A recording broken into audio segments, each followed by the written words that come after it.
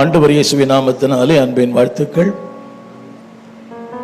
இந்த நாளிலே அருமையான இந்த தேவ மனிதனை குறித்து பேசுவது ஒரு பெரிய பாக்கியம். 1970 ராயபுரத்தில் ரிச்சர்ட் டேவிட் என்கிற ஒருத்தருடைய இல்லத்தில் ஒரு மாலை ஆராதனை பைபிள் நடத்தினார்.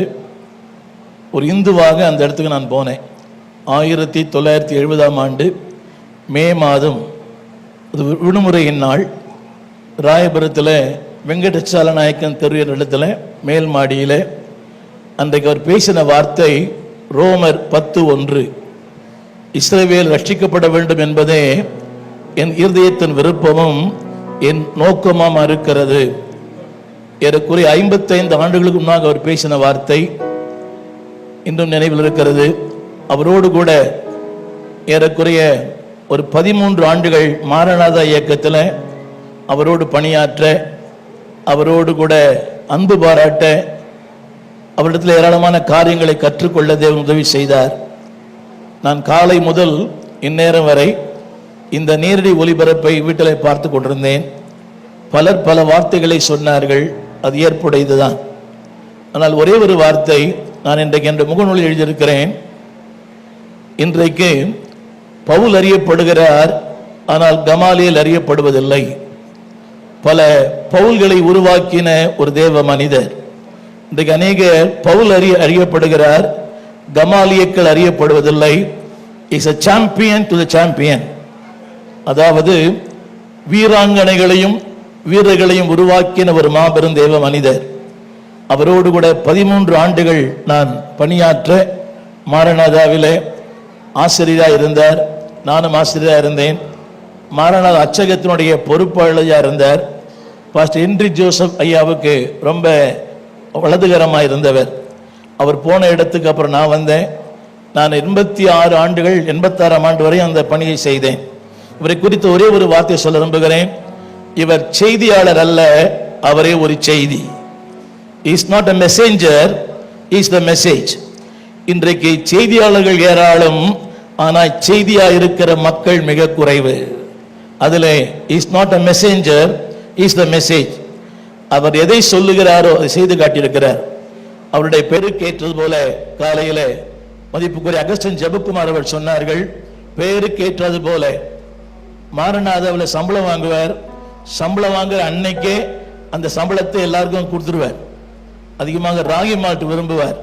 எல்லாருக்கும், பையன்களுக்கு, அங்க இருக்கிற ஆசிரியர்களுக்கு, ஸ்டாஃபுங்களுக்கு எல்லாருக்கும் ராகி மால்ட். நான் கேட்பேன், அண்ணா எப்படி வீட்டுக்கு போவீங்கன்னு. எல்லாம் கத்தர் பார்த்து சொல்லுவார். அதே போல அந்த நாட்களில் இயேசு அழைக்கிறார் பாபுஜி பிரஸ்ல அப்பதான் பிரிண்ட் பண்ணுவாங்க. ஸோ அந்த வேலையை எனக்கு அவர் தந்தார். ஸ்டீஃபா, இந்த வேலையை நீ கொஞ்சம் பண்ணு, அதுக்குரிய ஊதியத்தையும் தந்தார். இப்படி பல நிலைகளில் உருவாக்கிய ஒரு தேவ மனிதர். ஒரே ஒரு வார்த்தை சொல்லுகிறேன்.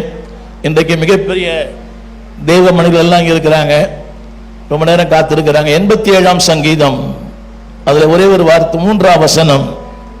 87ஆம் சங்கீதம் 3ஆம் வசனம், தேவனுடைய நகரமே உன்னை குறித்து மகிமையான விசேஷங்கள் வசனிக்கப்படும். அந்த இடத்துல நான் இந்த பெயரை போட்டு வாசிக்க விரும்புகிறேன். தயானந்தம் அவர்களே, உங்களை குறித்து மகிமையான விசேஷங்கள் இங்கும் வசனிக்கப்படும், அங்கும் வசனிக்கப்படும்.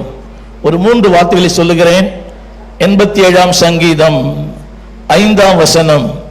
87ஆம் சங்கீதம் 5ஆம் வசனம், சீயோனை குறித்து.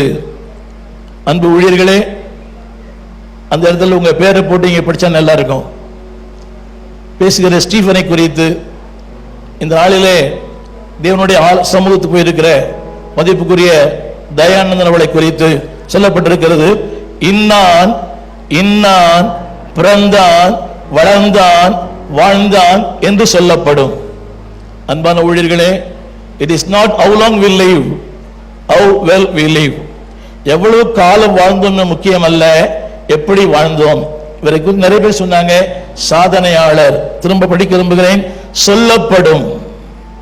இவரை குறித்து இங்கும் சொல்லப்படும், அங்கும் சொல்லப்படும்.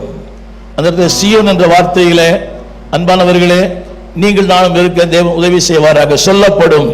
அடுத்த ஒரு வார்த்தை இருக்கிறது. 6ஆம் வசனத்தில் தொகையிடுகிறார். What all he has done has been recorded and registered in the kingdom of God. 2 வார்த்தைகளை சொல்லுகிறேன். சொல்லப்படும். இவரை குறித்து இங்கு மட்டுமல்ல அங்கும் சொல்லப்படும். ஊழியன் மரித்தாலும் ஊழியங்கள் மரிப்பதில்லை. இந்த நாளிலே அருமையான அண்ணன் மரித்தாலும் அருமையான டேனியல் அவர்களை கர்த்தர் எழுப்பியிருக்கிறார். அவருடைய மிகப்பெரிய ஒரு தரிசனம் ஏராளமான மக்கள் எழுப்பியிருக்கிறார்.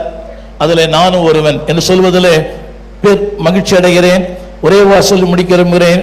கர்த்தர் தொகையிடுகிறார். இவர் பண்ண எல்லாமே நிறைய பேர் சொன்னாங்க.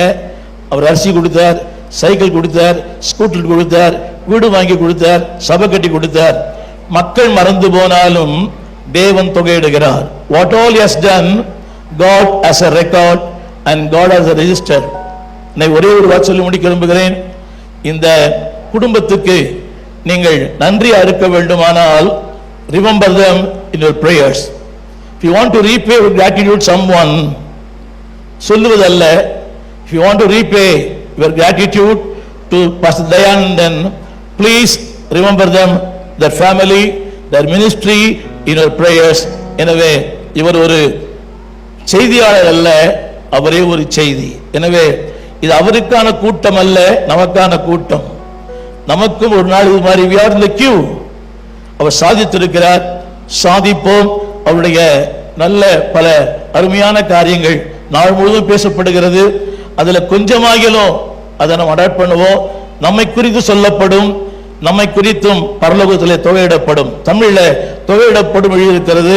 ஆங்கிலத்திலே God has a record and God has registered. What all Bishop Dayanandan has done, it has been recorded and registered. நாமும் அப்படிப்பட்ட சாட்சியோடு கூட வாழ கர்த்தர் கிருபை தருவாராக. இந்த குடும்பத்திற்காக தனி ஜெபங்களிலே ஆண்டவர் நினைவு கூறும் போது ஜெபிக்க அன்பாய் கேட்கிறேன். இது ஒன்றே இவருக்கு நாம் செய்கிற நன்றி கடன். God bless you.